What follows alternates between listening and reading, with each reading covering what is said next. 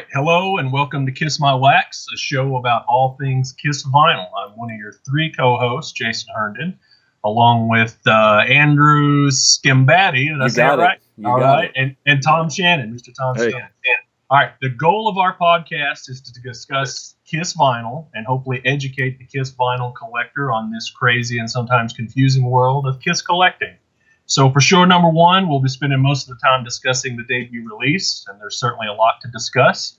But first, let's take a few minutes to talk about who we all are and why we're all here. So I'll go ahead and start. Again, my name is Jason Herndon, and I've been a Kiss fan since probably about 1979. I was about 3 or 4 years old or something like that.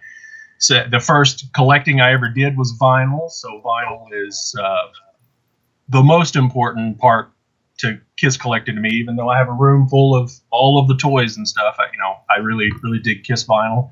I have a degree in music business, and I've worked in the music industry my entire adult life. And right now I'm on year 5 of working for a vinyl distribution company, which is also a division of the oldest and largest pressing plant in the United States. So I have a very inside look at what's going on with the vinyl industry today and its resurgence and everything.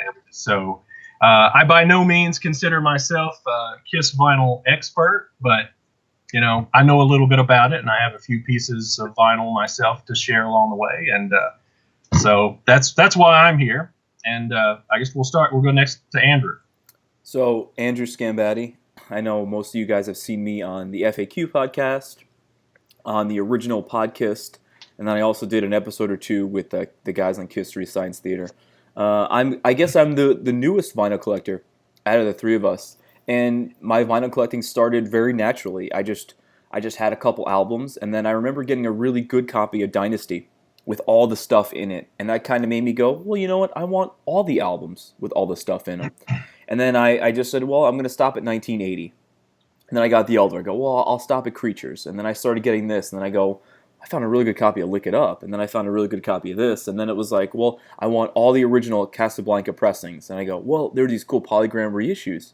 There are these cool picture discs. So then I just decided that I'm just going to collect all USA original printings. And when I say original, I say printings before the new reissues, the 180-gram reissues. So I have a couple of those, but I just collect everything all USA, and maybe I got a little Japanese, a little Canadian there, but my focus is USA vinyl, and I love it. So hopefully I'm able to add something that maybe someone out there didn't know, maybe that these two guys didn't know.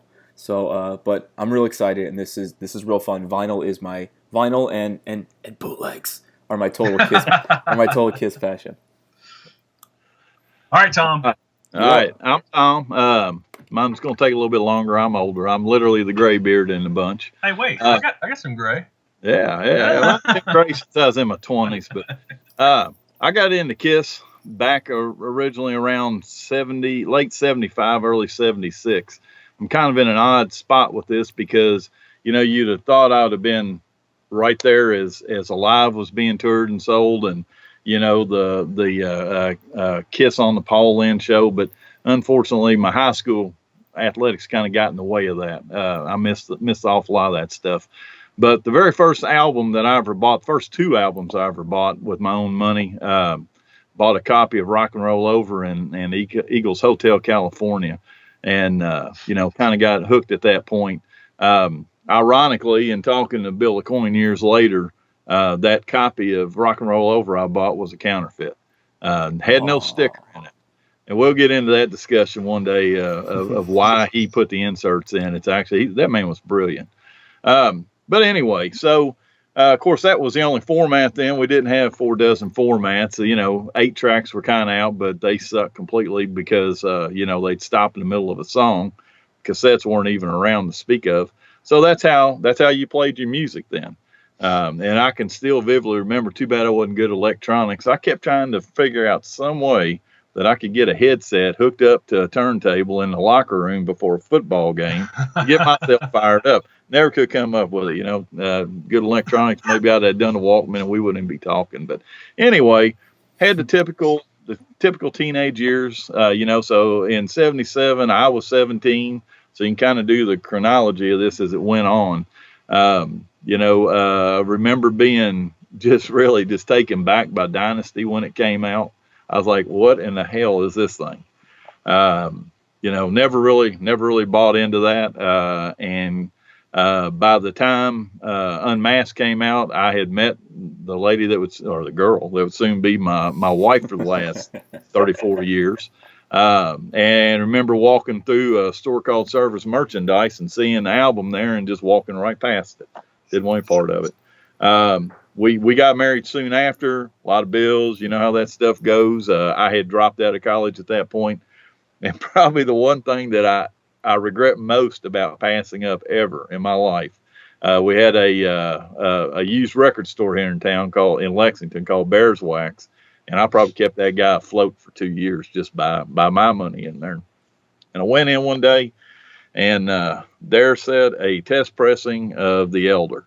How that ended up in that store here, I don't know. It was like $8. And I looked at it and I said, forget this shit, and put it down.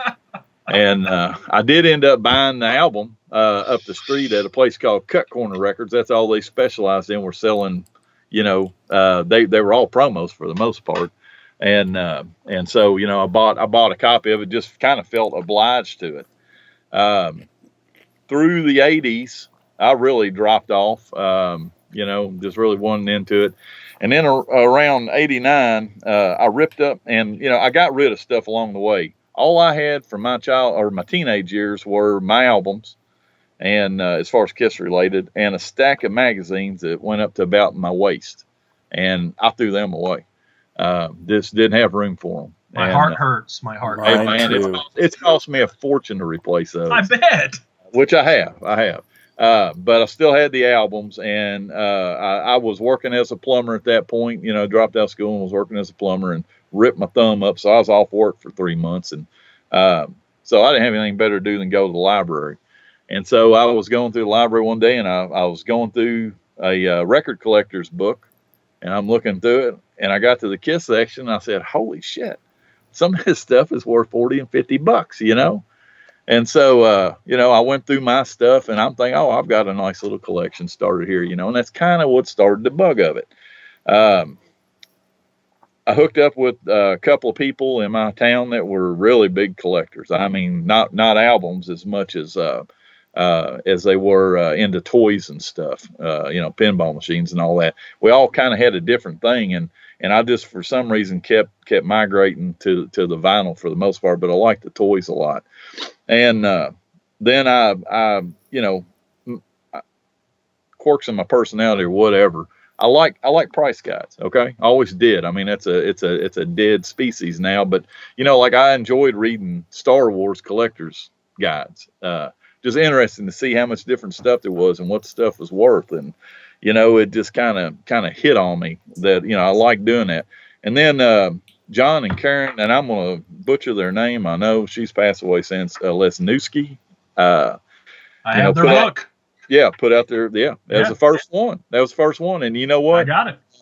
I think they did a good job on that. I understand from stuff that happened later what the constraints are with trying to do a book like that. I thought it was a good book. Good first effort. And so I really got into it. And, I got in contact. I just sent a letter to both of them because I was curious about some different stuff, as y'all will find out about me. I like to discuss stuff and different opinions on why something worth something, why something not. And so my two questions to him, my main question to him was about the Alive 2 misprint. All right, that's how he had it. They had it listed. And the elusive for Andrew. God damn. Yeah. Oh, dude, they're out there. I'm gonna make you sick. So, my point to him was, if this is so rare, why is it not priced higher? And I can't remember what they had it valued at.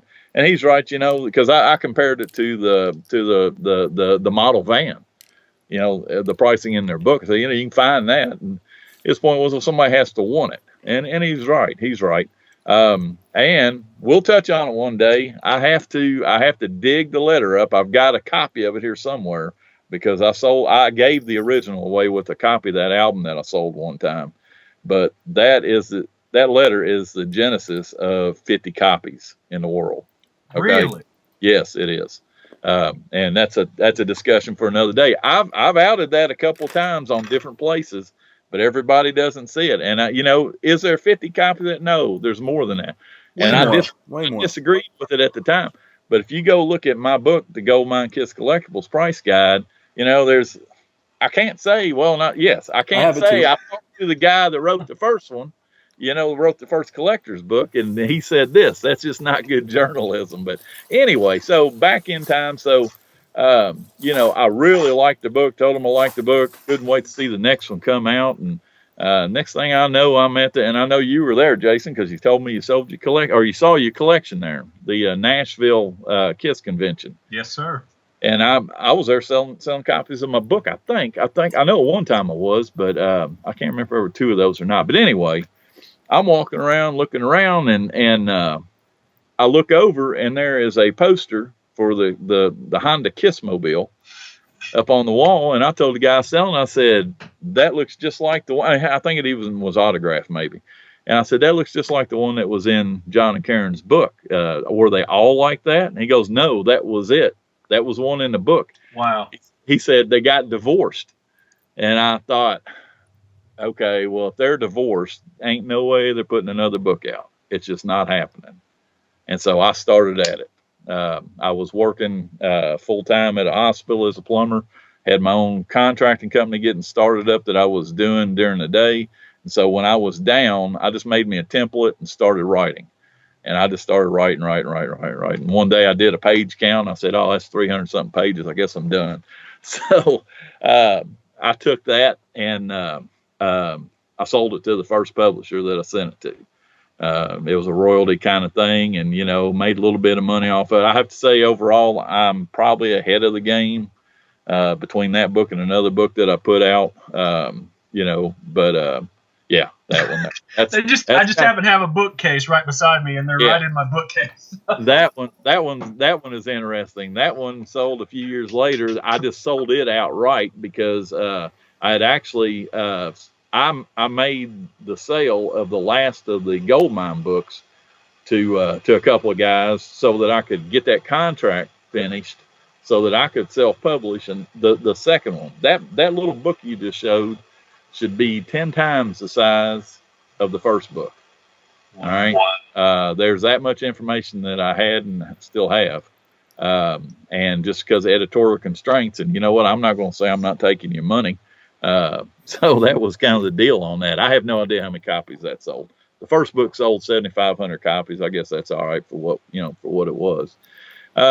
So anyway, writing the first book, I couldn't get anybody to cooperate for anything on it, and I understand that. You try to contact the manufacturer, they're not giving you anything if you haven't had proof. Well, after that first book got published and I started working on the second one, I had a lot of cooperation.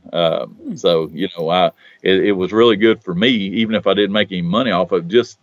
I got like sets of Peter Chris's drumsticks for the reunion tour. Got those free. Got an Ace Standy from Gibson Guitar. Just tons and tons of stuff. So it was great perks. And kind of build a little bit of a reputation with that. Yeah. And so build a little bit of a reputation with that. And so I'll just kind of flash forward a little bit. Ken Sharp was putting together his Nothing to Lose book. And so I had sent him a bunch of pictures of labels from records from back in the time frame, images of guitar picks and all this, just basically everything I had. I just sent it to him and said, hope you can use some of this. And so it was an interesting conversation. We've talked several times. He's a really nice guy. But that first day that he called me to talk about stuff, it was during the NCAA tournament. UK I'm a big UK basketball fan. They had a game during the day. What's NCAA? Oh, come on. So anyway, I'm watching basketball games all day and drinking as I'm doing it. And he called. Oh my God, I really was embarrassed to take the call. I talked to him years later. Said, "No, you were fine. You're fine." But anyway, we talked for a long time. about his book and, where that stuff was going, and seemed to make a little bit of rapport. So shoot ahead to about April of 2012, and I'm at work and my phone rings, and this guy introduces himself to me, and I'm not going to share his name, but he's art director for Universal Music. And he said that he had been given my name and number by Ken Sharp and by Keith LaRue. I've done a lot of stuff with Keith, and it's kind of on the edges of doing stuff with the group. But anyway, and he laid it on me. They were going to be doing the Kiss singles book, or I'm sorry, box set, and wanted to know if I'd be interested in helping. And of course, I just jumped all over that. And I tell people this, it's the biggest misconception. People just think, well, you do something like that, you need to be paid a lot of money. You need to do this. No, not in this line. You don't. That's number one. They don't need you. There's probably 20 more guys could jump in right behind me if I said I needed. They did offer to pay me, and I declined because I asked them. I said, all I want is, can you shoot me some pre-production stuff or whatever? Now, I will have to say I shot for the stars too in my mind as I'm figuring up what I'm going to ask for. And Jason, you'll appreciate this. I'm thinking, okay, I want 3 sets of test pressings. I want them to press me a full set in yellow vinyl. I want a full set in this vinyl, and I'll pay for this. And I got a big, no, that's not happening. Yeah. And It honestly, doesn't work like that. Can you imagine, man, how thrilled I would be if I had a full set of that box and it was different vinyl nobody else got? I mean, oh my God. But anyway, didn't happen, but that's okay. What my job was on that, number one was to gather stuff for them. I basically laid the offer to them. I said, I will gather every image that you need, and I will buffer you from everybody that I'm getting it from. And I'm telling you, that buffer is a whole lot of why they keep working with me. And so I asked a couple of guys, if they had some. Both of them had the full set of sleeves that they wanted. Of course, they were reissuing the U.S. vinyl with foreign sleeves on them. And so between what they had and I had, I just picked the best images of the fronts and backs. I don't know whose they were, shipped them to them. And so that came out, and that was that, and at the end of that project, he said, well, somebody told me that you did a Kiss collector's book. I said, yeah, I did a couple of them. And he said, well, would you send me one? I said, sure. Yeah, I'll send it to you. I said, so I signed the thing and sent it to him. Didn't think twice about it. And about 6 months later, he got back with me again. And first he was talking about the Love Gun Deluxe CD. Now, this was, several years before that came out. And he was hemming and hawing around, and finally he just spit it out. And it came just like this. He said, all right, so we're going to repress all the Kiss LPs and put them in one big box set and sell it. And I said, are you crazy? I'm thinking, wow, they jumped right to it. And he said that they had been rebuilding the records with my book. Basically taking it, to gather all the information out of it. It was a gold mine book. And then they were to the point now that they wanted to get images and stuff, scan some stuff. And so, I sent a bunch of stuff into them. They were taking care of that. And basically that was a long process. And I can't even remember the whole time frame of it. But anyway, when that all was finished up, and I shared it on another site. Of course, we weren't up at that point, but man, the production stuff that they sent me was just unbelievable. I've got the printer's proofs for all the LP covers except for the first 3 records. Printer's proofs of the posters. It was box after box of stuff. Had to pay for my Kisteria, but that was kind of a tough spot there. But still, it was a lot of fun. So. That's kind of my rambling story. That's kind of why I'm sitting here, Yeah. They could have at least sent you an empty box. Put all your records. Yeah, but the deal on that, technically that's not Universal that's put that box set out, and that's what the deal is. And I did finally, after several copies of Greatest Kiss leaked out, i.e. were stolen, were sold on different places. I did finally guilt them into sending me a set of the exclusives. So, at least I've got an open set here. Good for you. All right, so should we just jump right into it? Yeah. Well, Is this echoing? Wait, there's I don't something's hear it now. echoing. Yeah. I think it might be the fan. The fan? Yeah, did you just turn your fan on Yeah. right there? No, Yeah. it's been on the whole Oh, time. really? It's just Tom, are Now- you echoing because you're the one without headphones? I don't know why I would be echoing. it was me. It was feeding back, but now it doesn't seem to Oh, be doing it's it. gone now. All right. Okay, so it's gone. So, edit, all right. edit her out. Yeah, edit her out, please. All right. So So- let's do, before we jump into the first album, let's and hopefully we'll be able to do this every time we meet. But if we don't, that's fine. But new record day is good day. So it was great coming home today and seeing this. A new record to come in. So I think a couple of us have some boxes that we want to open up, and we're gonna give Mark Cicchini a heart attack by opening up stuff on the air. So Mark doesn't like that. he likes to keep his stuff pristine and in his collection, which I get, which is fine. But I get it. I like to enjoy. So let's see. So like I said, I almost have a full collection of all the USA original pressings and the Polygram 1985 reissues. As far as those 82, 83 ones, we'll get into those later. Not for me right now. Maybe at a later date, I'll get into those. But so anyway, so I'm just getting all the original albums, all the different pressings of them. So I started getting into picture discs. First one I got was Crazy Nights. Somebody on eBay wanted it. No, I apologize. At one of the record stores near me, they wanted it for $50, and I was like, I don't really want to pay that. I went on eBay. I got it for $12. Yeah, it's way. Yeah. So here's what I got today. Let's just make sure there's nothing else in here. This is not really good packaging. There wasn't any bubble wrap, so I'm a little pissed off right now. So We can tell. But anyway, so here's what I got. And I know at first glance you might think, oh, what are you just getting that for? But if you notice the little heading down here, then you know that this is got a nice little gatefold there. But the reason why this is in my collection now, it's because it is the picture disc. Cool. So not rare by any means, but still something cool that you need to get in the collection. And just looking at the condition of the picture disc, it's in pretty nice shape, and it probably doesn't sound all that good because I know picture discs don't sound as good as the regular masters on here. So, but gonna add this to the picture disc collection. So, and I'm not gonna reveal what is in my collection because I do have some cool stuff in there, but I don't want to blow my wad in the first episode. So this is a new one in the collection today. Nice. Well, I have no box. Apparently, Tom has some kind of holy grail that we're waiting on. So we're gonna let Tom go next. So Yeah. I opened my box a couple days ago. So. I got this, and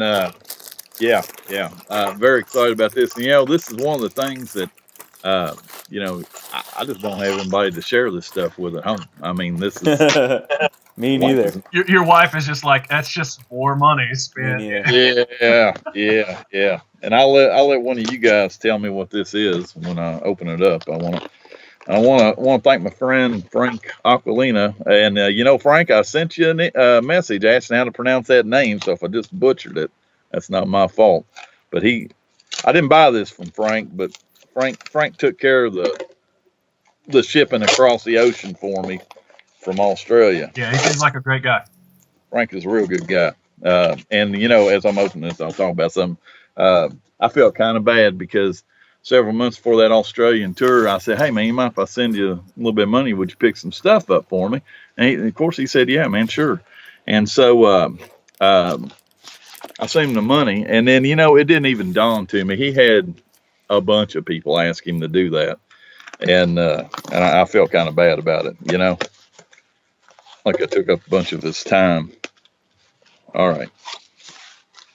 You ever seen one of these? Whoa! That deserves a round of applause. Let's go. Wow. Yeah. I've never Yeah. even seen one in person. Wow. Still haven't. You still haven't. You're not at his house. Not here. And How do you know? I'm going to tell you. Okay, so those of you that don't know, and I think most of you that are big time collectors, you do know. double platinum in Australia. They all, as far as I'm aware, all of the shiny covers came from the United States everywhere. Now maybe there's another one that isn't true, but they ran out of them or didn't have them in Australia, and so somebody decided to print this up, and Casablanca found out and put the squash on it. And this thing's just rare as crap, and it's gone through the roof. But I will tell you that if you want to buy one and you're from the United States, this is time to do it, man. The Australian dollar is weak compared to the U.S. dollar. Now I spent a lot of money on this. Yeah, it's trading at about $1.41. I've got about 50 or 60 stores that I sell to in Australia. Some of them are the largest stores in Australia: Goldmine Records, Jet Black Cat, Heartland, huge store. All of those guys have been my clients for about 5 years. I talk to them every day. I have them all on the lookout for that. That thing is so tough. That is so tough to find. And none of them have ever even seen them come into their store. There were about 3 of us. I had a pretty good idea. And it wasn't a seller that did this. Somebody was jerking around there were 2 of those auctioned at the same time. And I don't blame them. If I was the guy and I had 2 of them, I certainly would auction one off right now. Somebody was jerking around with the auctions. They were cranking the bids up on both of them. I don't know if they were just feeling them out or whatever. It was unethical what they were doing. The second one went for a little bit less than that one, but I'm okay with it because just not going to get a chance to ever get the thing. So that's my share for the day. Well, that's the podcast. I quit. Seriously. Yeah. I mean, this is cool, but like, who cares about this now? The Smash Picture Disc, Australian white. Yeah, I've got about 500 pieces of vinyl back here, and I wouldn't even show it compared to next to that. We've been kind of discussing this. I like the relationships on here because Andrew, you just kind of getting started, and that's great. Because you know what, if and again, I'm an old dude. I've been collecting for a long time, so I should have some stuff. And I know Jason's got some really, really nice stuff. But we would discourage newer collectors if everybody on here. That's right. And people are going to watch you as you collect yours and go, well, I can do the same thing. Absolutely. I actually, I wasn't going to do this, but I'm going to do this now just to not discourage people, to kind of show that you can get started at any age or any time. So I went to a record show last weekend, and I'll show what I picked up because I thought it was kind of cool. That was awesome, Tom. Hey man, I'm thrilled to be able to share it. Okay, so we're not talking about Alive now, but I'm going to show this now just to kind of show people that hey, you could find cool stuff wherever you go. So people say, oh, look at this Alive. It kind of looks like the Back to Black cover. However, this is non-gatefold Alive on Polygram Records. Yeah. So found something kind of cool. So and it's look at the labels. The labels are the Bogart labels, and it does say manufactured by Casablanca on there. So it's very cool. And I thought something. Is that the Record Club edition or a different? It is. It's the Record Club edition. So if you look up here, it says. Cool. Yeah, so that's where a lot of these came from.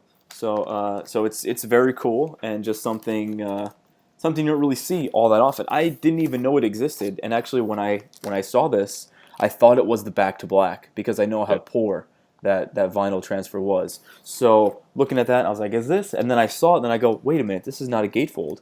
So I picked it up. So I have a couple little nuggets like this in my collection. Yeah, and I think that thing is an excellent value right now because you're right. A lot of people don't know about it, and there's not a lot of them. I think it's going to shoot up in value myself. Mm-hmm. Yeah, some people don't like that talk about money, but I like to think. Oh no, we'll talk about money. That's that.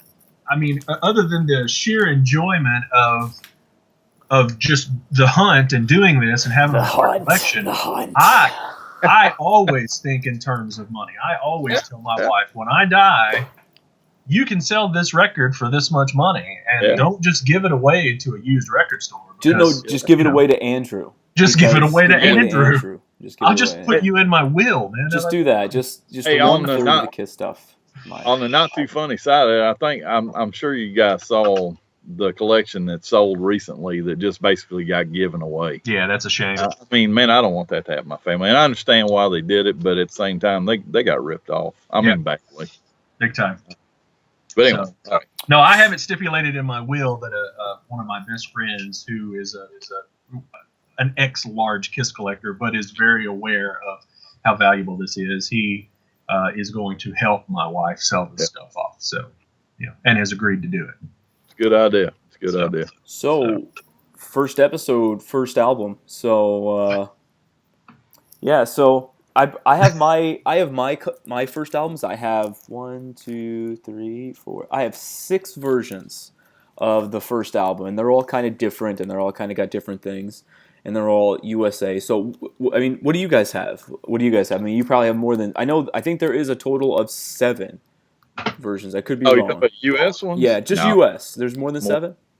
Yeah, there's more than that if you start counting the different label variations. Okay, because I have 2 different label variations, and I really haven't dug into the label variations yet, only because it's one of those things where you would almost need a photographic memory, or you always have to just go back to see what you have. So that's why we have Tom here. That's why we get Tom. So let's take label variations out of it, and I'm not talking about Bogart to Filmworks labels. Let's just take like different label variations out of it. How many are there? You're just talking about pressings, different. Yeah, different pressings and different. 1, 2, things. 3, 4, 5. All right. Well, let's do this first before we start talking about this. Let's try to set a definition of what those different labels are. Okay. All right. I'm just going to throw my opinion out there. There's different ones, and nobody changes my opinion. So you call it what you want. But basically, you've got blue labels, you've got a camel label, and there's Filmworks labels. Right. And that's it. And the only reason why I call some people call that a Casbah or whatever, that's just confusing to me. If you look on that label that originally came out in the rock and roll over era, you see those 3 camels there. That's right. All right. Then the next one's got a film crew, so that's a Filmworks. So, I know some people want to call that blue label a Bogart, but some people refer to it as a purple label. I mean, it's different things. So some people are colorblind. That's true. That's true. But they're going to have to figure out that's the blue one anyway. That's the least of the problem. They can't figure out which is the red and green light. Okay. Yeah, it's true. Yeah. It's true. All right. So do we want to talk about? So where were you headed with that, Andrew? Because I have what I kind of want to find out is I want to find out how many different variations there are.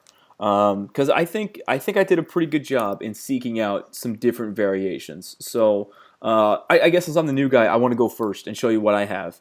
And then you guys could say what you have or if I'm missing anything. And obviously, if there are other variations, I know there's some different Canadian ones. That's fine too. But I only collect U.S. But obviously, we want to open this up to everybody. So here's what I got, and I said I got 6. So I got the first one here, and this is the first pressing of the album. And if you look at the bottom, it says Casablanca, manufactured, distributed by Warner Brothers Records. So this does not have Kissin' Time on it. No Kissin' Time on this one.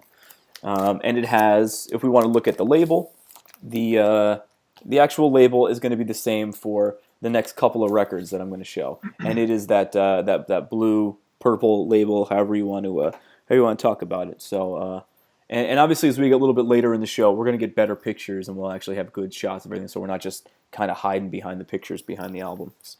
So there's that. So the label pretty much stays the same for these next couple of albums that I'm going to show. So anyway, so first one on, and if you want to keep track of the catalog numbers, this catalog number is, it's slipping my mind, NB7001, is that it? Or is it, this is 9? Top right corner of the back. Of the back. Okay, there you go. Yeah, so it's NB9001. And I always get these next 2 confused, so sorry about that. So then we have another one. This one is also NB9001. This one has Kissin' Time pressed on the vinyl. It has Kissin' Time on the B side of the label, but if you look at the back, Kissin' Time is not on here. So that's why they put this sticker kind of up here just to show what they have. This was the one that I was looking for a long time. And it's in really nice shape, and I was really, really excited to get this one. So this was the second pressing. And then if I make any mistakes, please correct me. Second pressing, NB9001, still distributed by Warner Brothers Records. So now I have this one is kind of a misprint. This is also an NB9001. It does not have Kissin' Time on the back. and obviously it does not have Kissin' Time sticker up here. It says that it has Kissin' Time on the B side of the label, but when you drop the needle, no Kissin' Time. Cool. So Those I are thought my favorites. yeah, so I thought this one's kind of cool. This is just like a misprint, and it was in great shape. And I know a guy at a vinyl store here in town that hooked me up with this when it came in. All right, so now we get to NBLP 7001. So this one has Kissin' Time, and this one is actually on Casablanca Records. So Warner Brothers was taken out of the equation when this one came out. So if you want to get details on that, take a look at Ken Sharp's Nothing to Lose book. It's the best one out there to kind of show you how and why this happened. So this one is, and also has the blue label as well. Now we start getting a little bit different on labels. This is also an NBLP 7001. However, we take a look at the label. I guess it has what Tom calls the Filmworks label. I mean the camel label. And this is still manufactured and distributed by Casablanca Records. Now, hold on. I have a second version of that because I have this album. It's signed by the band, and I have it up. Maybe I'll take it down one day. I just want to see if I have that other. Yeah, see, look at that. So I have then this one is the Filmworks label. So you can see right there. So I have the Camel and then the Filmworks label. So I have all the label variations for that, I think. And then the very last one that I have, which is kind of an anomaly, it's the 85 polygram reissue. You can tell it's got the barcode up on top. It has the what label does it have on here? It actually has the Filmworks label, but it says manufactured by Polygram Records. And for those of you who are enthusiasts about this, you know that when you drop the needle, the live version, Nothing to Lose is on there. I don't know why. All right, so did I miss it? Oh yeah, it was because of a royalty issue with the guy that played piano on Nothing to Lose. Oh, Yeah. that makes sense. So did I miss any? Yeah, you missed this one. Oh, is that the white label promo? This is the white label promo. Okay, that's why I said I was missing one. Yeah, that's the only one I will throw into the mix because most of everything that you showed is I have the same stuff plus a few other countries back here, but I've always been proud of this. It's super clean. I got it signed by Paul one time and actually filmed it on the local news here. I've got a video up on YouTube of him actually signing this record, so I always thought that was pretty cool. But so yeah, the white label promo. You need to get one of those, Andrew. I'm watching. I see them on eBay, and actually I missed one on eBay a couple months back, and I hated myself for missing it. So. One day. All right, Tom. Tom just sitting there going, "Let me educate you. Let me educate you, boys." Let me show you little, wee tots how this is. So let's I guess first let's talk about the different variations on this thing, okay? And I think I got most of these. Some of them I might not have. All right, obviously we start with the white label promo, and for whatever reason, that sticker is almost always right there. Yep. Okay. Now you will find some that have got, and they're not white label promos. Hey, you know what? Hold on. Keep holding that up. I want to show you something. I'm going to be right back. Keep holding that up. Man, that's too bad. Gene couldn't have signed that in. Didn't that scrap? And I gave him a silver pen to sign it. I told you that already. Yeah, you told me that. You were there the day that I got. Okay, so I know I said I wasn't going to bring it yeah. on, but look at mine. Gene signed mine almost the same way as he signed yours. That's what he does, man. If you don't pay him some money, that's where the signature goes on it. And I gave him a silver paint pen. So did I. He slapped it out of my hand and kind of smiled and did that to me. I'm like, you son of a bitch. Yeah. I had more issues with that. That's another story for another day, probably off air. Yeah. All right. So anyway, you'll also see some of these come with this pink sticker down in this corner. And every one of those that's down in that corner, they have cut the shrink away from it and slapped that on there. And I would bet you my next paycheck that if you open that up, there's a blue label in there. I bet you. Okay. Right. That's just the way it is. And those were, I'm not going to get into that guy. Anyway, now what? Well, it was either done fraudulently or they ran out of white label promos and stores were requesting promos of it and they just stuck a promo copy of it. I think that's exactly what happened. Although if you wanted to be a fraudulent guy today, right, you could do that. I'm not going to discuss those pink stickers, but they're not that difficult. All right. Okay. Now, there's debate as to whether this ever came in any of those promotional copies or not. Personally, I think they probably did, just because of the way they're folded. But there's the promo poster for the first album. I got one of those. It's actually in my music room. I can't take that off the wall though. I can tell you this story, Tom, and it's the only story that I have that would relate to that, and it would be a direct. I mean, obviously, some of them could have had it, and some of them couldn't have. But anyway, the company that I used to work for, Music City Record Distributors, had been around since the 40s, maybe early 50s, probably. They were based out of Nashville. They were a regional distributor, and they were actually the first distribution company to officially distribute Atlantic Records. So they kind of put Atlantic Records on the mark when Atlantic was still an indie. And so anyway, it was a family-owned business, and one of the brothers that worked there basically kept every promo that he was ever given on vinyl.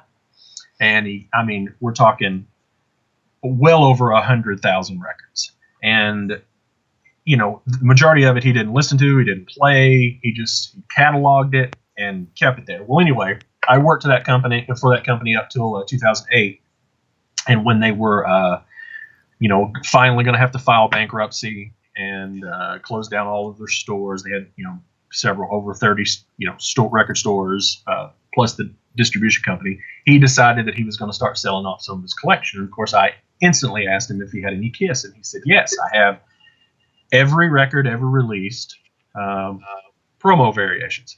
And so I told him to bring me in all of his promos up through, Creatures or something like that, and I would be willing to make him an offer on some of them. And he literally told me that this was the first time these records had ever been taken off his shelf, ever. He had never played them. He was not a Kiss fan. And he took the record and stuck it on the shelf, and it had not seen the light of day for nearly 40 years. Well, he put them in this little crate and brought them to me, and he had the first album. That's kind of a Frankenstein, the one that I have, because I had this one that I originally bought, and then I got the one from him, and I traded out his vinyl for the vinyl that was in mine because it was pristine, but I kept my cover because it was autographed. And then I sold off the other one, or actually I traded it off to a friend of mine in Australia. And but anyway, that record came straight off the shelf, straight from the Casablanca label rep to his hands, to his shelf, and it did not have a poster at it. Yeah. And I don't doubt that, and well, obviously I believe that. Right. I don't doubt that none of them ever came in them. It could have been something as easy as, I have seen the shipping envelope for them. Some guy had about 7 of them. Oh, wow. And 6 of them were fake. 2 or 3 years ago. No. These were real, man. And, it could have very well been that somebody just took the record whenever it came in and took one of the posters and slid it in. But I tried my best, man. Very rarely would I go to the mat talking to those guys at Universal, but I tried so hard to get them to put that in that album. Oh, my gosh. That would have been amazing. Really, really liked it, but it's one of those things. So let me show you now. This is one of the weirdest records I've got.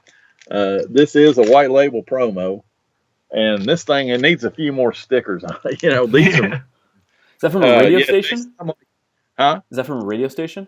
Yes and no. Yes and no.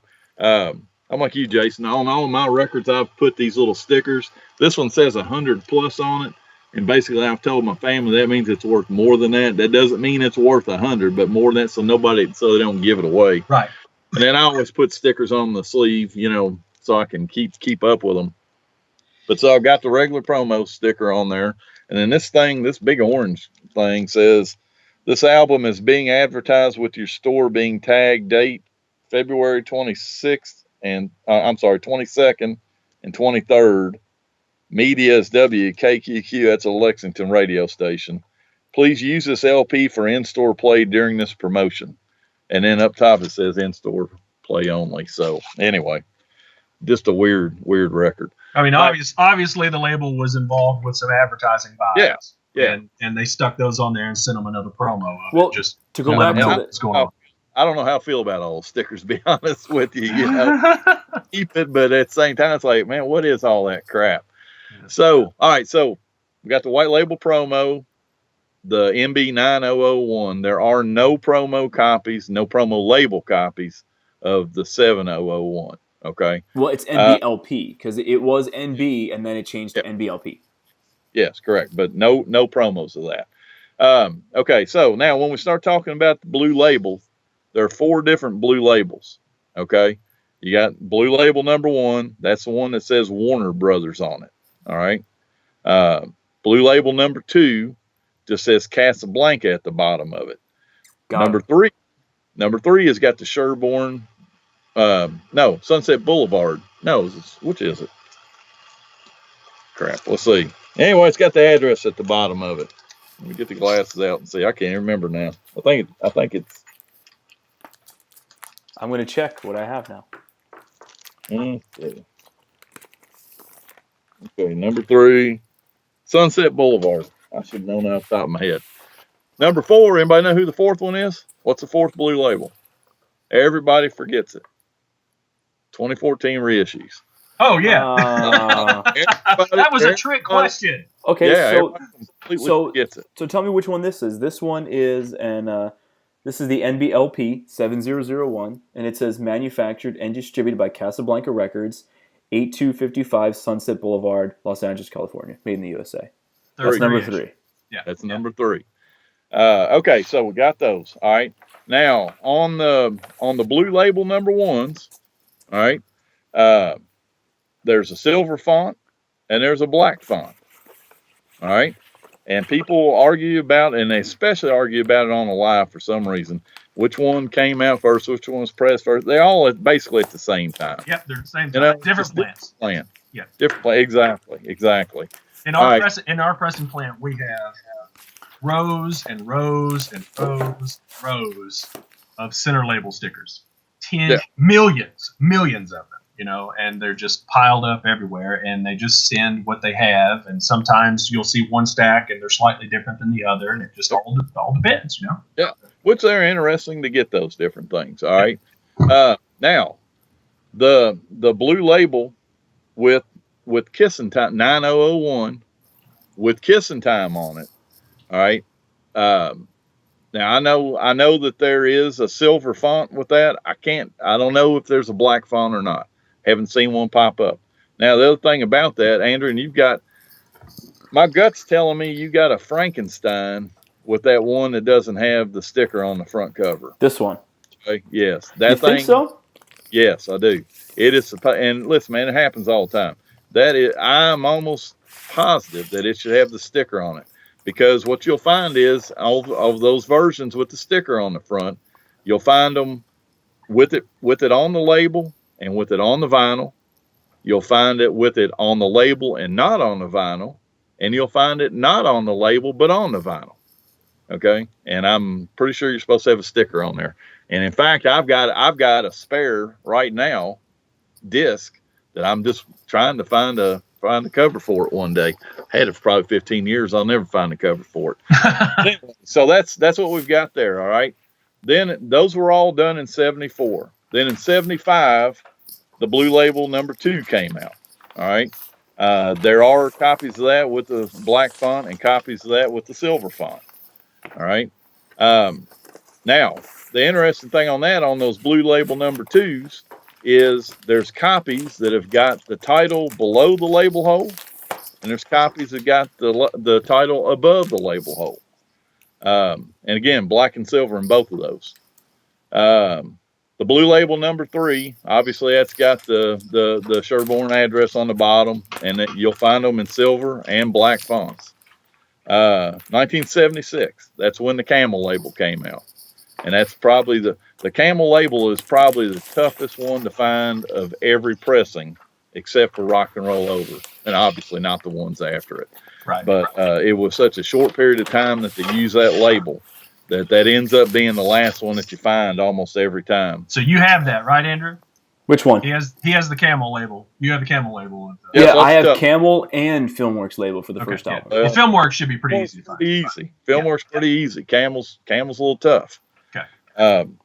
Okay, so now we shoot to 77 when the Filmworks label 1 went on. Now, when I talk about like Filmworks being a 77 pressing, that can go all the way to like 83 or whatever.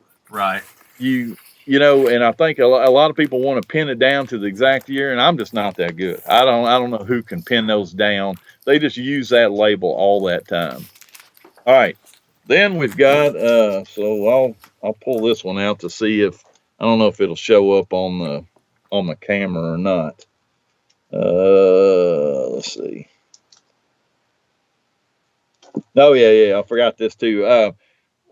We got a Filmworks label 1 with the RC Record Club edition. Now there's 2 of those. There's one that's got the regular Filmworks label on it, and then there's one that's got a Love Gun label on it. I don't have that right now. I've seen some people asking like $60 for that. I think that's too much right now. I agree. That's just me. Okay, and then the pressing that I worked for a year on this pressing, and we'll probably have to have most of an episode on this just to explain it to everybody. There is a pressing between the first Filmworks label and the 85 pressings that have got the barcode on them. And from what we've been able to deduce on the thing, they were pressed somewhere between 83 and 84. And they'll have a polygram label on them. Okay. And then they'll have on the back somewhere, they'll have a printing press number, or I'm sorry, a printing plant number. This one that's up in the top, it's 501. We called these a 501 series for a while, but that's not an accurate description. Because again, that ends up being the printing plant for the sleeves. Okay. There are some that actually appear a little bit before. There's some that appear after. The thing that I liked about these so much when I first saw these and understood what it was you can't fake this thing. Okay. If you, the labels are difficult to distinguish between these and the 85s. Generally, the 85s look real faded. Look like crap, and these are a little bit brighter, but still you may not always get that. But because this thing's got this plant number on the back and no UPC, you know, you can't switch a jacket out on this thing.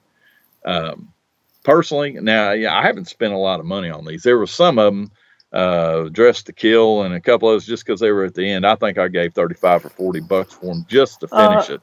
I think you got Dressed to Kill from me. Dressed to Kill and Ace, because I don't do the 501s yet. And then yours was actually the second one of the Dressed to Kill I got after I paid $40 for the first one. And then I got another one for about $5 after that. In my opinion, these things are going to just shoot up in value. These things are harder than crap to find. I mean, first of all, they're not hardly out there. Do you really think so? I mean, I know, yes. You know, I know the minutia. We're going to refer to the three sides guys. Minutia meter is going to explode. You know, but yeah. You know, guys like you know, as I've told you guys, you know, previously, I thought that when I was buying those, they were throwaways, and yes. When I got rid of my original collection, you know, the Peter Arquette back in the late '90s, I didn't have any problem letting those things go, and I didn't even have any interest in trying to recollect those until I started, you know, talking more to Tom and finding, you know, just figuring out how rare those issues really were. You know, I just don't know if that many people care about. These were throwaways. That's true. That's true. Throwaways. Point taken. Seriously, point taken. You couldn't give these away, and that's, you know, and I'd be lying to you if I said I don't make it my business to make people aware. Sure.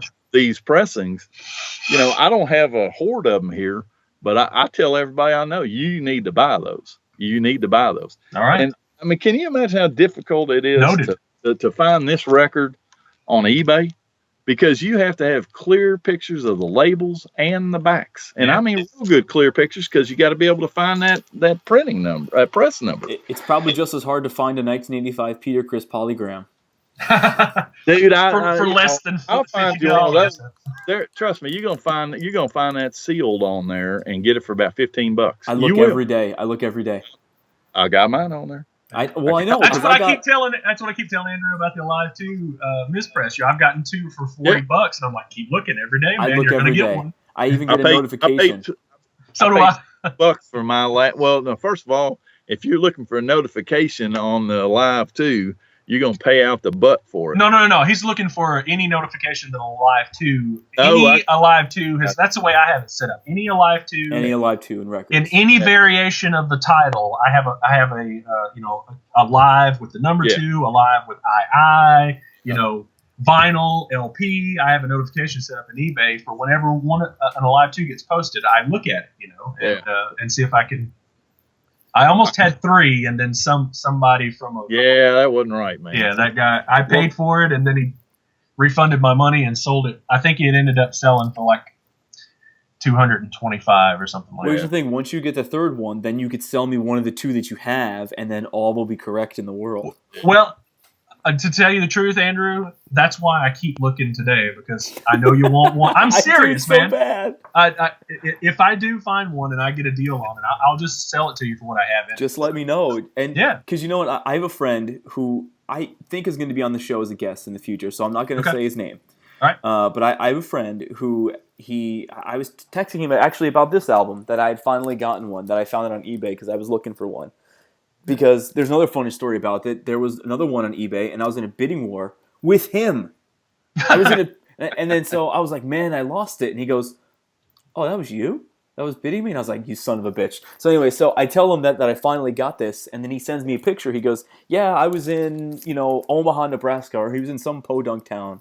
He was just on tour, and he goes, yeah, I found a copy of the Alive 2 misprint. I got it for $8. He's like, it's like my 4th copy or something, or maybe it's just. And I was like, dude, sell me one, and he didn't respond after that.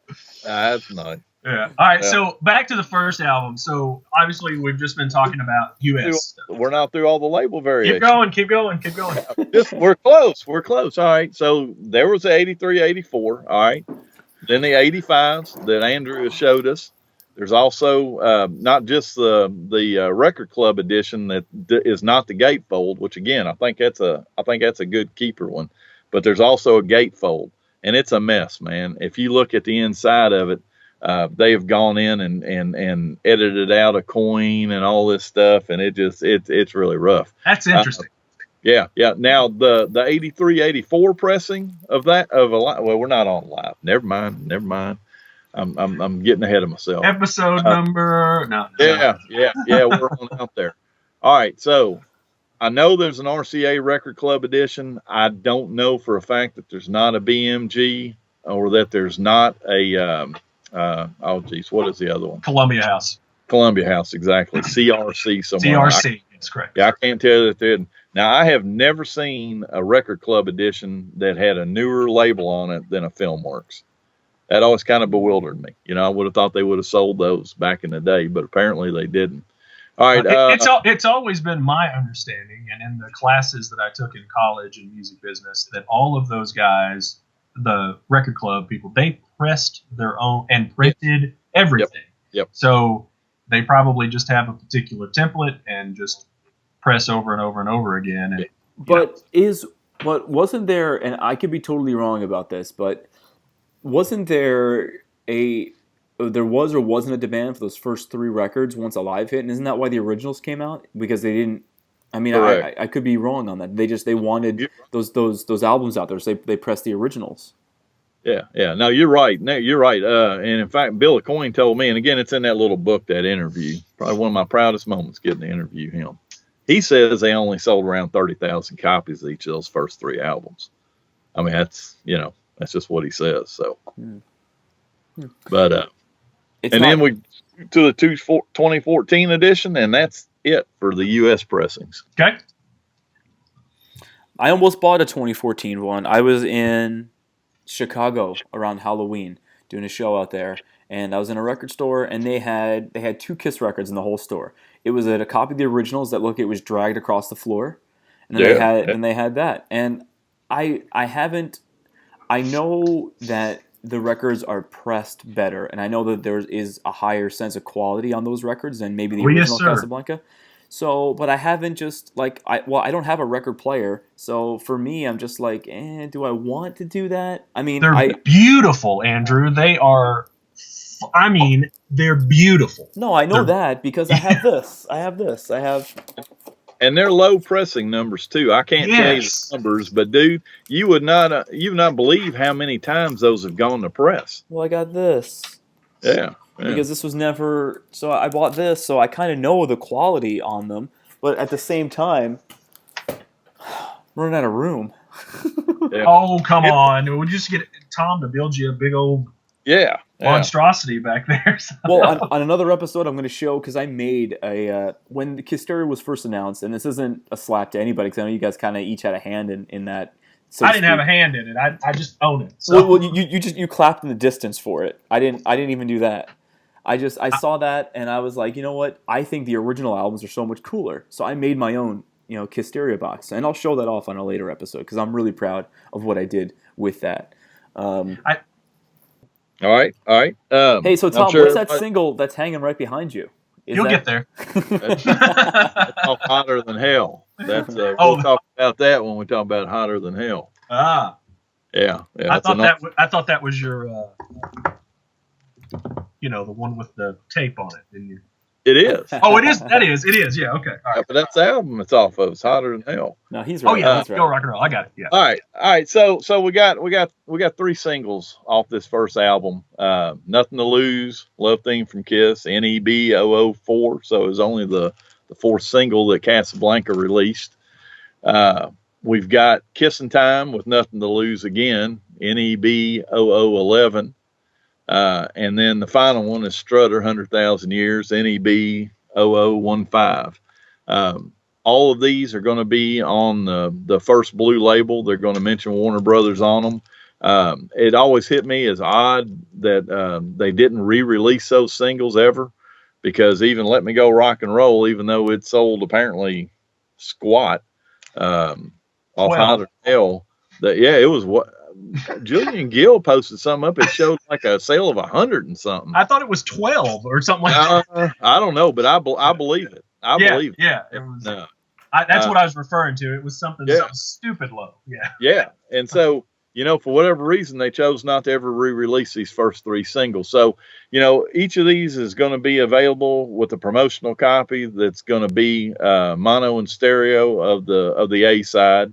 As far as I know, there's no variants on those labels for the promos. So if you find one, you found the one. They should come in a plain white sleeve. They don't have the Casablanca camel sleeve with them. Now, as far as the you know what? I just said that they weren't re-released, and they were. They're on the box set, so they came out. That's another trick question. Yeah. So see, I fell into it myself. Okay, so as far as variations on those 3 singles, I think we got 2 different ones that have got variations. We've got on Kissin' Time and Nothing to Lose. On the stock copies, you can find a copy that's got a large time number on it, and it'll jump right up at you when you see it. I don't know if we can see it on the screen here, because it's a little tough to see it, I'm sure, but it's on there. Oh, I see it. Yeah, 352. I see. Yeah. And so the other variant of it has a smaller one. And if you want, and I know this sounds anal, but I have a micrometer that I actually check these things with. You don't need one to check those numbers, but the titles are actually different. One's 4 millimeters long, and the other's 6 millimeters long. Holy crap! Minutia. So. It is. If you ever get on Henk's 45 site, man, I mean, I've even found a couple I didn't have. I thought I had the market covered on this thing. And then the other one that's really interesting is 100,000 Years. Strutter and 100,000 Years. The common version of that says, I don't even know how to pronounce this. It's 100,00, so it's missing the last 0. that's easier one to find, which it's not easy to find anyway. A copy that actually says 100,000 years, that's pretty rare. You know, God, in the market, it goes up and down on that thing. Right. Years ago, I found 2 copies of those of that one at a with the misprint on it at a local record store, and I gave like $2 for them, and I sold one of the copies, auctioned it off, got over $275. Oh, wow. Yeah, but it's kidding. been down since then. You're going to pay a lot of money though for a nice copy of any of those first 3 singles. So, you know, and then when they re-released them in the box set, they just put plain white sleeves on their cardboard. Yeah, whoever was responsible for that, I mean, really dropped the ball. I mean, they really should have done their homework on that. Well, explain that. I think you can explain that a little further. Yeah, let me explain this, okay? I'll explain this to you. Explain it. So the idea at first was they wanted to stay true to the actual releases. Okay. So in other words, if it was a foreign sleeve, but it was for a different set of songs, they didn't want to do it. That's why with Kissing Time, we ran into that. I tried to get them to use the Portugal sleeve, which is pretty nice. And they didn't want to do it because the B-side was wrong. And of course, they did this stuff in a linear fashion. They started at the first and then were working their way out. And when they got into Gene's single, well, we got in a hard spot because they wanted to do them on colored vinyl. They wanted to replicate those English sleeves, but it didn't have the same B-side. And they said at that point, well, screw that. We're going to do it anyway. So that's what happened with that. But, and of course I did. And this is what I like these guys for. I told him straight up, I said, look, I made a sleeve design. I'm going to throw it to you. I know you're going to disregard it, but I'm not doing my job as a fan if I don't at least try to get something on there. And of course, you know, I mean, these guys are professionals. I'm sure they laughed their ass off when they saw it. I thought it looked good, but yeah. So anyway, that's that. You know, in the whole area, you know, we won't really get into foreign 45s right now.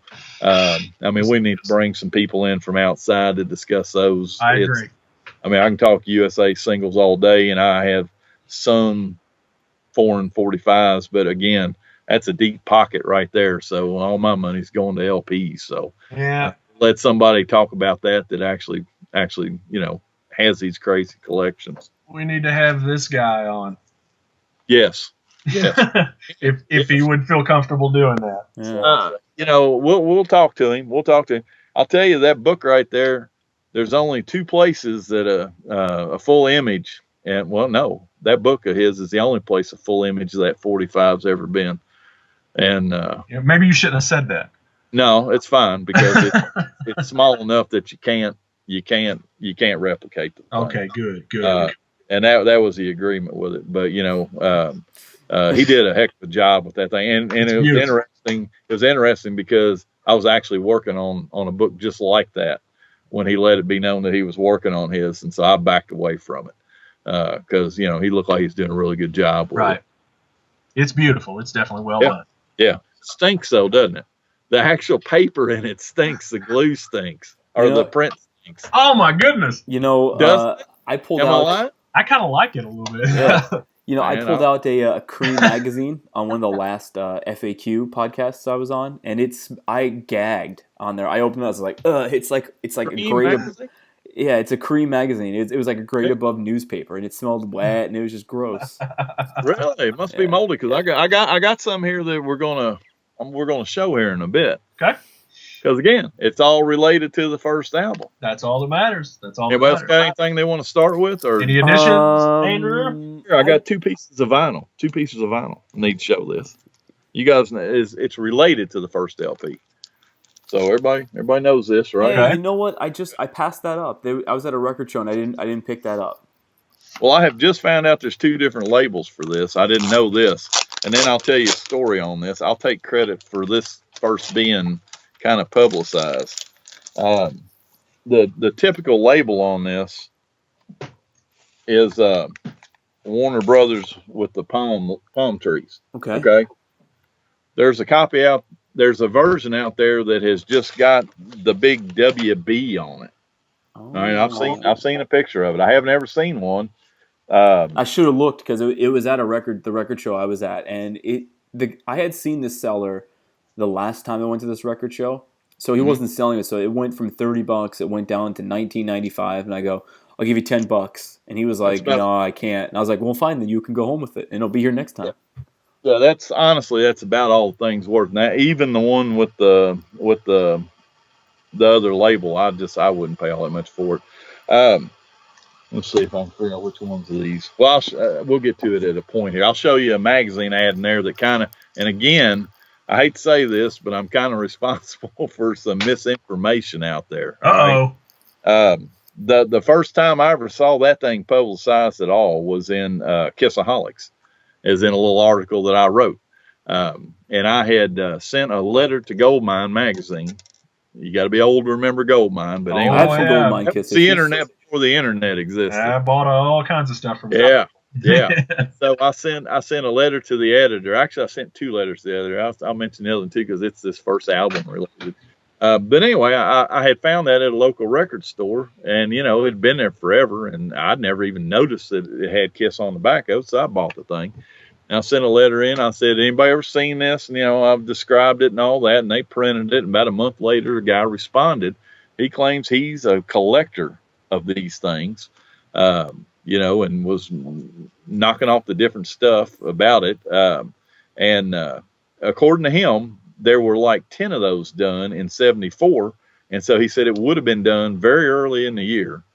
And he guessed that it was released before the first album. So again, whenever I say something like that, I don't put it in stone. I kind of, if you read the thing, it'll kind of, well, according to some people, that this was Kiss's first appearance on vinyl. Now that's the way I worded it. I can't tell, it kind of ticks me off whenever I read that. People, they've quoted that, they pulled it out of there. Kiss's first appearance on vinyl. Reword it yourself at least, But anyway, I've got an ad I'll show you here in a bit that kind of discredits that thought. So there's that. The other letter to the editor that I wrote, some guy, and I need to go back and try to find these. This guy wrote in and was talking about Kiss. It was right after one of their Kiss editions, and he was talking about he was at the launch party for Casablanca Records, and Kiss showed up, and I can't remember all of it, but the term appeals to rubes came up, and I'm like, I think I should be offended by that. And so I went and looked up the definition of a rube. Do you know what a rube is? It's a backward Southern gentleman. Okay? Oh, no. and I was pissed. And I wrote a letter to the editor, and they printed it. And I can't remember everything I said, but I basically, at the end of it, I said, I don't know who this guy is. He claims to be in the industry. I don't know if he's the vice president or the janitor. And somebody told me later on, yeah, he was like a vice president there. So. do you know what's really funny? I used to play a place called Quaker Steak and Lube, and I guess we played one in some backdoor place, and there were so many like people, not the best kind of people you want to be around with, and I said, "What's going on, Quaker Steak and Rubes?" And nobody in the room got it, but I got it. And I'd have been pissed. I still laugh about it to this day. That people were just like, yeah, they were just there. You know what I would have done? There you go. Nobody jumped on stage and kicked your ass. Nobody got it. Nobody got it. That's what made it so funny. All right, so this is my last piece of related vinyl. This is Nightbird and Company radio show, and I've actually had 2 of these. The first one that I got. Believe it or not, I beat out in the auction some woman that was a B.J. Thomas fan. Because B.J. Thomas is on this thing. Raindrops keep falling on my head. Huh? I don't know what's all on it, but anyway, so that's on there. And so I got the first copy of it, and it was a little rough. And hell, it had the wrong disc for the other part of the radio show. Not that I wanted to listen to Charlie Daniels and who the hell's Larry Coryell? I don't even know who that is. I don't know who that is. But anyway, I ended up finding this. Man, this is a nice copy here. I have the audio of that. I don't have the actual. Do you? Yeah, I have the audio. What the disc, man? But anyway, yeah. And they sound like little kids on there, don't they? I mean, it's crazy. Most of them, except for Peter, are little kids. So Yeah. That's the truth. That's the truth, man. And Peter speaks And the worst out of all of them. what does Peter some said, people- "I had an idea," and I was like, "What's an idea? You mean an idea?" Yeah. Well, Well, that's all He's a rube. He's a rube. Yeah. Peter, Man, he's from the north. Now, what are you gonna say if he watches this? no, it's not true. I mean, I like. Slap you with whatever he calls that thing. Yeah, it's okay. He probably doesn't like me. Actually, you know what? All my dealings with Peter and his wife Gigi have been great, and any jokes I make towards anybody, they're just lighthearted. So I know it. No, he's a nice guy. He's a nice guy. Now get the same tattoo as him, so he's got to like me. Yeah. I was going to ask you, Andrew, if you were actually playing Eric Singer or Peter Criss in Mr. Speed. Who? I'm kidding. We're gonna get a little off topic here but this is a really funny story, and maybe we will or we won't edit this out. But at the Indie Expo, and Tom, you were there. You saw this all. Yeah, You saw this all go down. Eric just picked on me all day. So someone was like, "Hey, Eric, Andrew said he plays you in the band, but he's telling everybody else he plays Peter Criss." So Eric's like, "Andrew, is that true?" And he goes, "Are you playing both sides of the fence?" And I was like, "Oh God!" And he's like, "Well, you can't lose if you do that." So then he went on. I guess he was a little insulted by that. He went on, and someone asked about something about the Kiss Army, and he was like, "The Kiss Army, we're all family, and we let everybody in." I go, "Listen, if we let Andrew in, we'll let anybody in the Kiss Army." So it was, and actually, I posted this on my Facebook on Thursday. Because it was pretty brutal, and it was all day. He was picking on me nonstop all day. Everything I said, it was nonstop all day. And there would be a point where I had to leave the room because I was like, it's getting out of control because everything I say, he has something to say back. So he must like you, man. Good times. He's gotta like it. Yeah. Good times. But what was your first album? Do you guys remember? Oh yeah. What was yours? My story goes, and since Tom told his life story of how he got into it, and I kind of skipped all that, but the way I got into Kiss was, and I have a minimal memory of this, and it's backed up by the story that my parents told me once I got a little bit older. But we were watching television. We just had a black and white TV here. We didn't have any cable. It was all turn knob stuff. And you were probably the remote. They were like, "Jason, change the channel." No. There was no remote. But you were the remote. They would tell you, and you would. Oh yeah. No, I was little. I was 3 or 4, probably almost about to turn 4. And so we were watching television. I don't remember. I just remember my mom getting up off the couch and going and turning the channels, and it was probably 4 or 5 channels, and she turned it to some station, and Kiss was on. I can only imagine it was an airing of Phantom of the Park. I don't know though. I just remember that she stopped and turned on, and I said, "Hey Mom, turn it back to those funny looking clowns." I actually remember saying that, but she also, told me that story. Both of my parents told me that story, and I was so taken by what these guys looked like.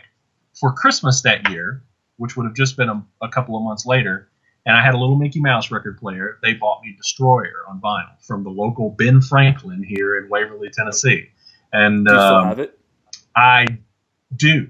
It's written on. It has Pac-Man stickers on it. My mom wrote my name on it, so they would know it was my record. Why did they do that? I'll have to dig it out somewhere, but yeah, I still have it, and it's in abysmal shape. But that, I took that record and put it on my Mickey Rouse record player, which I have a picture of, and played Detroit Rock City, and that's the first thing that I can ever remember hearing of Kiss, and I probably was 4 years old. And from there, what I would do is they would buy me a record, probably a record every 6 months or a year or something like that. And as I got a little bit older, I would start saving my lunch money at school. And at the end of the week, my dad would take me to Dixon, Tennessee, up here to a sound shop, and I would buy whatever record I didn't have. I remember I was probably about 7 when I bought Dress to Kill. My dad took me to see Kiss on the Creatures tour when I was 7 years old. January 30th, 1983 at Municipal Auditorium. And when we were going up there, we stopped at the sound shop, and I bought Dress to Kill. And I remember listening to it at my aunt's. But yeah, Destroyer would be my first record. I got it for Christmas when I was 4 years old. I obviously, when I was growing up, obviously records were already passé. Cassettes were the big thing, and then even right after that, it was CDs. Yeah. So my first record was way down the line. I had my first Kiss thing was Creatures of the Night, the '85 cassette. But my very first record, and it's funny. I was thinking about this the other day. I mentioned this guy on every show that I'm on, Gary Danko from the Rainbow Rockatorium. So if he's out there. This guy is single-handedly responsible for my Kiss fandom. So that's awesome. I bought this record from him at the Englishtown auction in Englishtown, New Jersey, or was it the Collinswood auction in Englishtown, New Jersey? Anyway, it was a flea market, and he had this, and I just saw this, and I was like, I don't have this, and I didn't know what bootlegs were at the time. Yeah. So I bought this, and it was the first. It's Anaheim '76. So I had this, and I was like, this is so cool. I thought it was the coolest thing ever that I had this. This was my first record, and I remember I had to go down to my parents' living room, and I had to put this on their record player, and I had to listen to it with headphones, because usually I'd be in my room with my boombox, and I think I had Psycho Circus on CD at the time, or whatever have you. It was around 97 or 98 when I got this. But I remember vividly, and of course I have way better copies of it now. I have it on DVD with the soundboard audio. Oh, wasn't supposed to say that.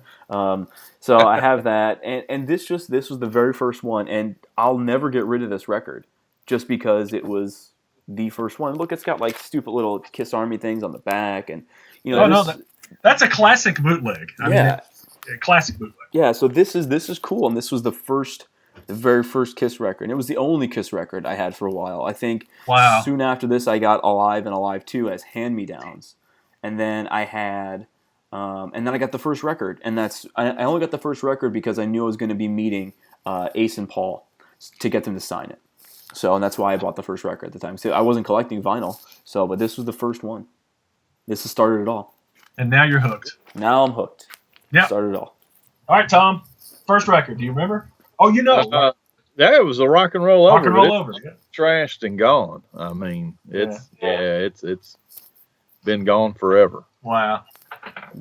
Well, mine's trashed, but Still I managed to hang on to it through all of those, almost 40 years now. So. Yeah. So let's wrap this up. First episode. Talking about Kiss records. So first of all, what do you have? People out there who are listening or watching or whatever, what do you have on the first record? And other than Tom Manning, everything. Yeah. So what do you have on the first record? What did we miss? And what was your first record? Leave it in the comments below. Yeah, that's great. Well, hang on now. I got a couple of things I want to cover. Tom wants to talk about some stuff. Seriously now. It's not just the records. We got to talk about the advertising and that stuff. Give me about 5 minutes to go through some magazines. All right. You have 5 minutes. Start the clock. Yeah, because for one thing, I would appreciate if somebody would inform me about this kind of stuff so I'd know what to look for. I agree totally. All right, I got to put the glasses on. Andrew just has a date, so yeah. Well, hang on. We're married. We don't have dates. My wife's out delivering the mail, so we got an April '74 Cream magazine. All right, and what you want to find that for that's related to the first album. And I'm pretty sure that they don't even mention the band's name in this. Whoa. Okay. April '74 Cream. I'm taking notes. April '74 Cream. All right. Actually, I'm going to look on eBay right now. Do it right now. Yeah, I'm looking through here, and I don't see the band's name in there at all. So that is brilliant advertising when you don't even mention the band's name. Right? Well, you got it. Well, wait, Tom, who's on the cover? Who's on the cover? It looks like Iggy Stooge. Is that who? No, I found one. $24. Yeah, well, you know what? You got to remember who's writing on this thing. Dave Marsh. Okay, so never mind. I'm not going to buy it. They got paid to put that blurb in there, and then didn't even put the band's name in there. Dave Marsh. Yeah, I skipped actually the first one. This was the first one. Now you may or may not care to have this. I don't know. All right, this is a January 1974 Circus. And actually, I'm really happy with this thing, and it doesn't even have Kiss's name in it, picture, or anything. But what it does have in the concerts is the New Year's Eve show with in '73 with Academy Music, Blue Oyster Cult, and Iggy Stooge. I found that one too. No mention to Kiss, but I like that because they're supposed to be there. It's supposed to be mentioned anyway. Let's see, put this down. Yeah, and now Jason's gonna be outbidding me on this stuff that I just found. I'm not gonna do that. I would never do that. If you're bidding on something, just tell me. I don't. So now we got a March '74 cream. All right, and this has got. Don't tell me I just pulled it out of the spot. Might take this. No, here we go. Here we go. This is the launch party. No way. Who's on the cover of that again? Huh? Who's on the cover of that again? Everybody. May '74. May '74. Okay, I thought you said March '74. Written by Lisa Robinson. And I realized they were recreating Casablanca, but with all the crap that blew up right before the Hall of Fame, isn't that kind of odd? We got people posing in Nazi uniforms. Oh, wow. Yeah. Yeah, and I'm not too sure. One of the gentlemen there is an African American, and I think I know who he is, but I don't want to say it for sure if I'm wrong. Right. Well, I guess anybody listening or watching, if you're looking for those magazines that Tom is saying, I found them all on eBay in multiple copies of them all. See, that's the thing of it. People just don't know what's out there. That's right. June '74. All right, June '74. So this one. Yeah, because when I search for Kiss magazines, I'm looking for Kiss on the cover. Me too, and I'm searching for those groupie magazines from '79. I really want a set of those. As soon as it says Kiss, it goes through the roof. So this is a review of the first album, and this actually, if I remember right, I'm not going to go over the whole thing now. It's actually favorable. In short, the best thing about Kiss is not their gimmicks. Hell, you can't even make fun of them. The only thing worth mentioning is that they play damn good music, fast and loud, which is proof enough that there's no mere Bunyan excavators or glitter globs. I don't know what the hell that means. No, but that sounded pretty positive, considering the press they were getting everywhere else. Yeah, it was positive. All right, now we got July of '74. I'm saving my best one for last down here, by the way. No, actually, I'm not. I can't find my best one. I got a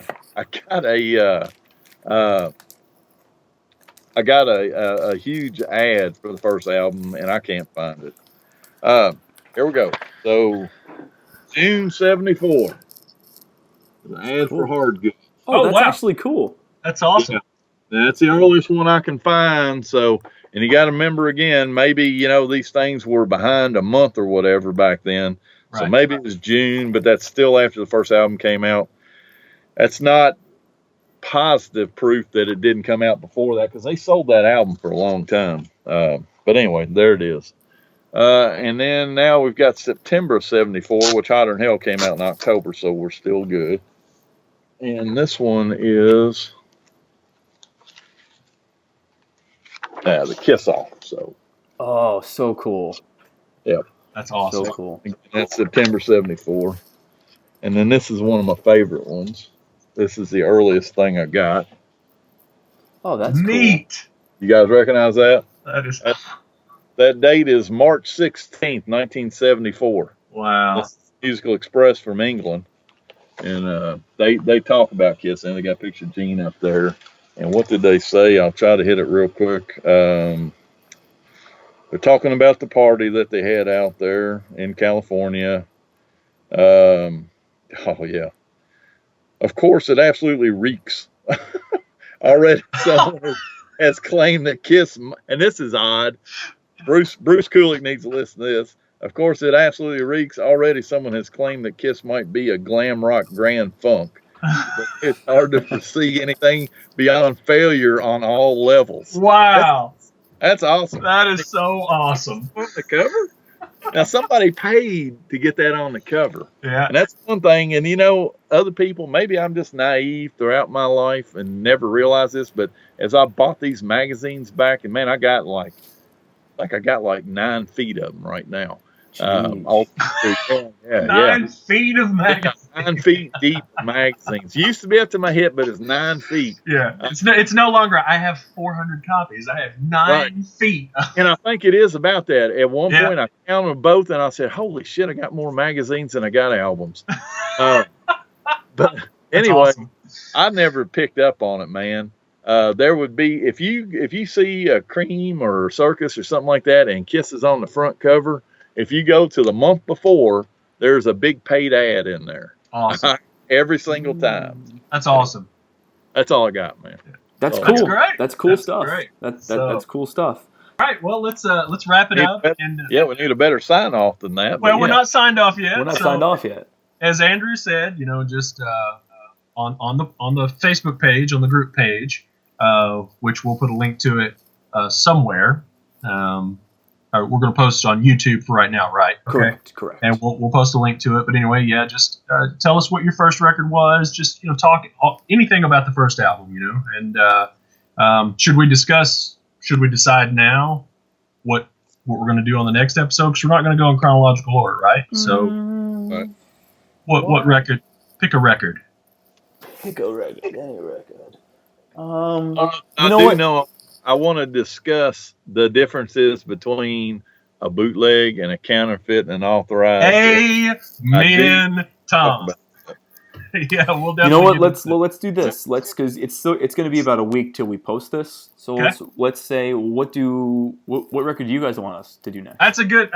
Let's do that. So also post in the group what record y'all want us to discuss next. We do not want to go in chronological order. So Hotter Than Hell is out. So any other record, and whatever gets the most comments, we'll go with that one. So Cool. all right. It's good. Well, I guess that's it for us at Kiss My Wax, and